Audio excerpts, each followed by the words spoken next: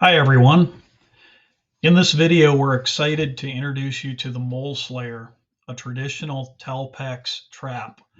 I want to highlight the word traditional as it's key to understanding why this trap stands out. So a bit of background. The MoleSlayer is modeled very closely after the original Talpex trap design, a design that's been widely trusted and used throughout Europe for years. The Talpex design originated in the Netherlands and has since inspired a variety of clones that I will call traditional and a few non-traditional, many with flaws and some effective. Our primary objective in creating the MoleSlayer was pretty simple: to replicate the authentic traditional European Talpex design as closely as possible.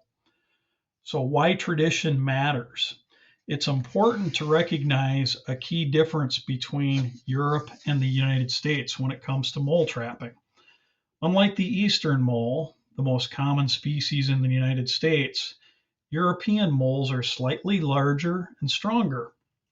European Talpex traps handle these moles with ease. Likewise, they should have no problem handling our slightly smaller eastern mole here in the United States. In Europe, Talpex mole traps are typically preset before being placed into an excavated tunnel. However, if you've seen our trap placement videos, you'll know we recommend a slightly different method, setting the trap directly inside the tunnel. You can watch those videos to understand why we do that and how it makes you slightly more efficient and the trap more effective. Here's a critical point. In Europe, Talpex style traps are rarely set using a separate setting tool. Instead, they're set by hand, which demands a spring that's strong enough to be very effective, but not so stiff that it requires extra equipment. With the MoleSlayer, we stayed true to this philosophy. Our goal was to create a trap that 90% of professional mole trappers and a large percentage of home users can easily set by hand. So why is this so important? Let's talk about the downsides of using a separate setting tool to set a trap.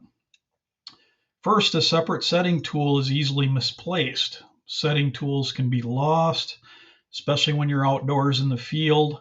This adds unnecessary frustration and delays with the trapping process. Second, learning curve. Using a separate unintegrated setting tool adds to the learning curve, which can take extra time, especially for beginners or casual users. As related, a separate tool also creates more complex setup. Handling both the trap and the tool can lead to floundering and make the process more complicated, reducing efficiency in the field. And then there's the risk of trap misalignment. Setting tools can cause misalignment if not used correctly, leading to reduced trap effectiveness and missed catches. Another critical point I want to emphasize is if a trap design requires additional gadgets or add-on tools to function properly, it may indicate a flawed design. I'm talking about things like spring stiffeners, trigger modifications, and so forth. Over-reliance on add-ons will distract you from developing proper trapping techniques over time and gaining confidence with the trap as designed. I'm going to say that one more time. Over-reliance on add-ons will distract you from developing proper techniques over time and gaining confidence with the trap as designed. Mastering the trap itself without extra aids leads to greater efficiency and success over time. The MoleSlayer was designed with this philosophy in mind, keeping things simple, effective, and true to the time-tested traditional design. So some trap comparisons. The first trap that we'll compare the MoleSlayer to is that of the Victor out of sight. When we look at the trap profiles, the Victor out of sight trap sits approximately 1 inch higher at the jaws than the MoleSlayer. Additionally, the widest point of the Victor out of sight jaws extends about an inch wider. The Victor out of sight stands 8 inches high compared to the 5.5 inch height of the MoleSlayer. This larger profile may provide a margin of error, potentially increasing the likelihood of successful mole captures. The smaller profile of the MoleSlayer requires significantly less excavation during setup, making the process much quicker and more efficient. The Victor out of sight jaws feature mild serrations, potentially improving mole retention. Both traps share curved jaw designs, which lift slightly upon triggering to reduce surface drag at the bottom of the tunnel, and that ensures proper trap movement. Both traps are also well balanced, effective traits for both the Victor out of sight and the MoleSlayer. The Victor out of sight measures 4 3/4 inches in length compared to the MoleSlayer's 4 inches. The trigger on the Victor out of sight is centered at 2.5 inches, providing 2 inches from the jaw to the outer edge on both sides. By contrast, the MoleSlayer's trigger spacing is 1 1/4 inches from the jaw to the outer edge of the trigger. This increased space in the Victor out of sight increases the chance of missing juvenile moles early in the season when they're still small. We look at the trap edges, both the MoleSlayer and the Victor out of sight have smooth edges without any burrs or sharp corners, ensuring safe handling and easy setup. Trigger. The Victor out of sight uses a 90-degree angle trigger pan, while the MoleSlayer features a pin set mechanism with a hole in the trigger pan. While both can be adjusted for sensitivity by bending the trigger pan, the MoleSlayer provides additional flexibility by allowing adjustments to the pin set depth for finer control over trigger sensitivity and trap timing. Weight. The MoleSlayer weighs significantly less at 8.6 ounces compared to the Victor out of sight's 1 pound 5 ounce. This disparity becomes especially apparent in the field. Carrying 15 MoleSlayer traps totals about 8 pounds, while the same number of Victor out of sight traps weighs almost 20 pounds, more than double the weight. The added weight increases fatigue over a day of trapping. The much heavier Victor out of sight design necessitates a stronger spring, which often requires a separate setting tool. In contrast, the lighter MoleSlayer can be set more easily by hand without such a tool, enhancing field efficiency. When we look at safety, the robust spring of the Victor out of sight poses increased safety risks for children and pets. In many areas, Victor out of sight traps are covered for safety. That requires additional materials, fasteners, and extra steps during each trap check. In contrast, the MoleSlayer rarely requires a cover, streamlining the trapping process and improving overall efficiency. So both traps are effective, but they do have their differences. So some non-traditional Talpex designs as compared to the more traditional MoleSlayer design. We'll call the first trap Non-Traditional Trap A. Remember, non-traditional steps outside the box of the original European design. If we look at trap profiles, both traps sit around the same height with no real significant dimensional differences. We look at the trap rails. The trap rails are very different on non-traditional Trap A. They measure about 1 3/8 inches apart on Trap A and about 1 5/8 inches apart on the MoleSlayer. It's about a 1/4 inch difference. It doesn't really sound like much, but when you look at both traps from an open position, you'll see that the MoleSlayer opens significantly wider and is much more balanced in the open position.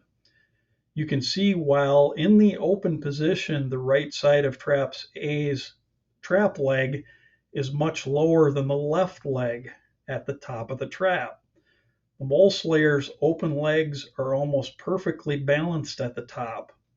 We can also rest the MoleSlayer in an unset standing position. That's not possible with Trap A.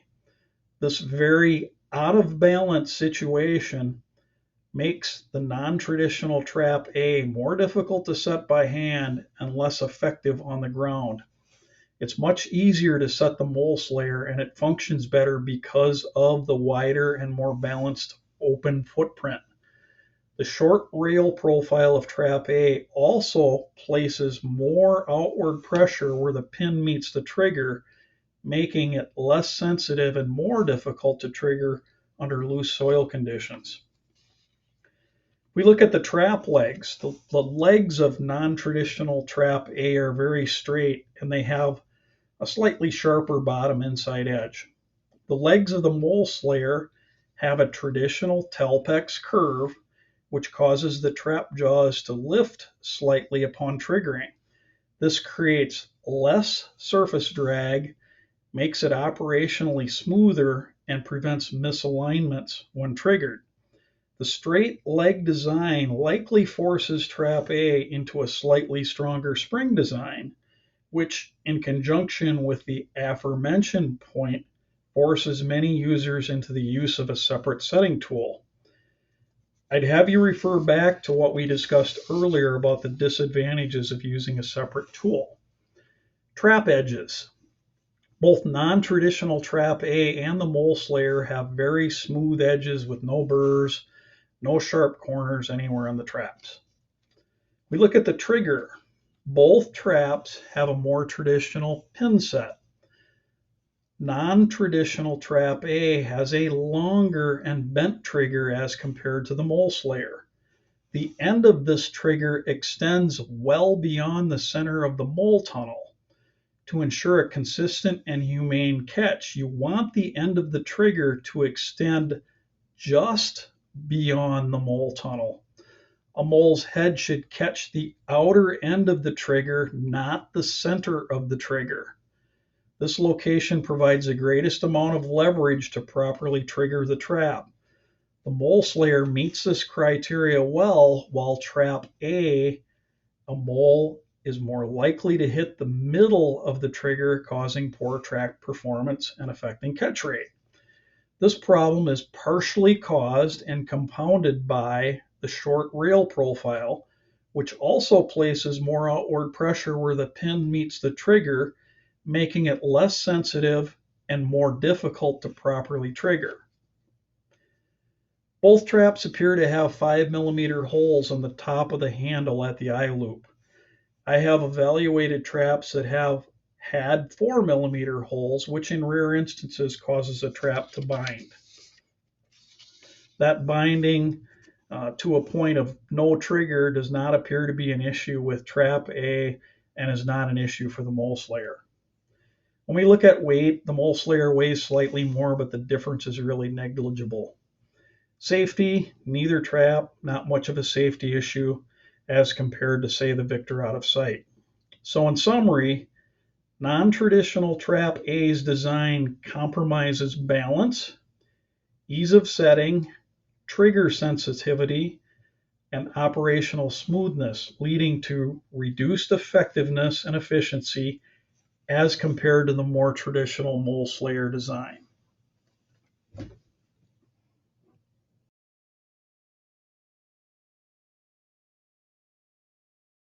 So in this example, we'll take a look at non-traditional Trap B. Primary differences: slightly narrow jaw width for Trap B versus the MoleSlayer.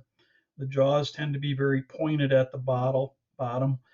The handle, it sits about an inch higher than the MoleSlayer. The bigger differences with non-traditional Trap B: the integrated setting handles are a good option, but they're imbalanced, making the trap more difficult to set. You see how the right handle sits at an awkward angle in relation to the lower portion of the trap jaws. Here's a big one. The trigger's made out of a very flexible spring-type steel.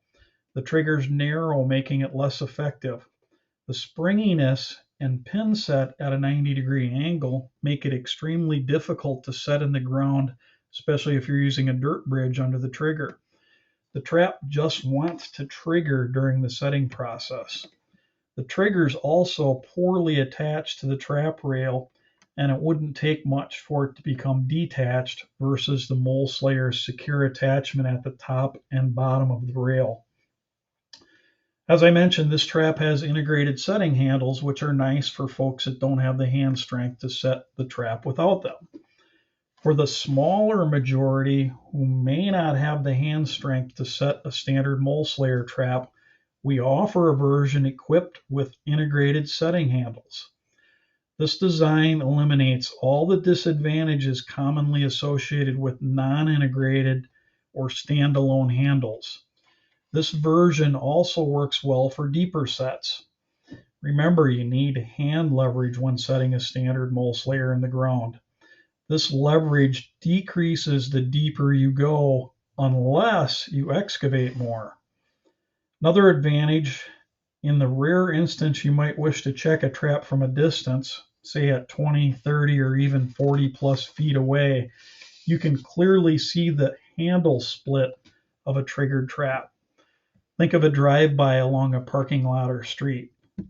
Just like the standard MoleSlayer, both the handles and the legs are carefully engineered to maintain that perfect balance. We also guarantee that the setting handles will never break or bend during the setting process. The MoleSlayer with integrated setting handles provide a balanced setting experience, ensuring ease of use without sacrificing performance. So in conclusion, a mole trap is a mole trap. They'll all catch moles, but some will perform better than others, and some will make you a more efficient and effective trapper. I like the expression, time is money. If you're a professional trapper, you can use that extra time to service more customers or have more personal time to spend with family and friends. If you're a homeowner, you're more effective, thus preventing moles from doing even more damage to your lawn and landscape. The MoleSlayer embodies the best of the original European Talpex traditional design with careful attention to user-friendliness and efficiency. Whether you're a full-time seasoned professional or a weekend warrior, this trap is built to deliver results without the need for unnecessary gadgets and extra tools. Thanks for watching and happy trapping. Don't forget to check out our Facebook site and YouTube channel for more tips and videos on effective mole trapping.